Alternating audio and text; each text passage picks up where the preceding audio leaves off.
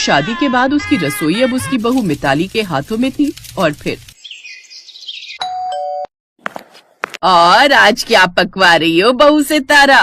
कढ़ी चावल बनाए ताई जी, आपके लिए लेकर आऊं? हाँ हाँ जरूर लेकर आओ, कढ़ी तो मुझे वैसे भी बहुत पसंद है। मिताली ने फौरन एक प्लेट में कढ़ी चावल लगाकर सुनंदा को दिए, जिन्हें सुनंदा ने कुछ ही मिनटों में खत्म कर दिया और फिर बड़े प्यार से बोली, वाह भाई वाह, मजा आ गया, बहुत ही बढ़िया कढ़ी बनाई बहू, जुग जुग जियो। अब ऐसा करो, इस कटोरी में थोड़ी सी कढ़ी मुझे दे भी दो। जी बस अभी लाई। मिताली के लिए ये पहली बार था, इसलिए उसे कुछ खटका नहीं। लेकिन फिर कुछ दिनों बाद, सुनो जी, ये सुनंदा ताई की क्या दिक्कत है? अरे कुछ नहीं, एक नंबर की लालची औरत है, हर रोज खाना मांगकर खाने की आदत हो गई है। माँ को तो उसने अपने झांसे में ले रखा है, पर तुम उसके चक्कर में मत पड़ना, साफ साफ मुंह पर मना कर देना। मिताली ने उस वक्त ऋषभ से कुछ नहीं कहा और चुपचाप रसोई में जाकर अपना काम करने लगी। और फिर अगले दिन, और भाई तारा कहाँ हो? वो माँ जी की तबीयत थोड़ी ठीक नहीं थी, तो वो अपने कमरे में आराम कर रही हैं। जरूरी काम हो तो मैं बुला लाऊं उन्हें?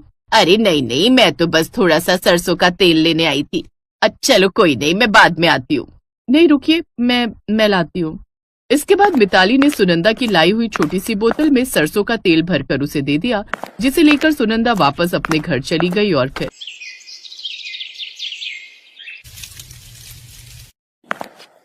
ये देखो, ये बुढ़िया फिर कहीं से कुछ मांग कर ले आई।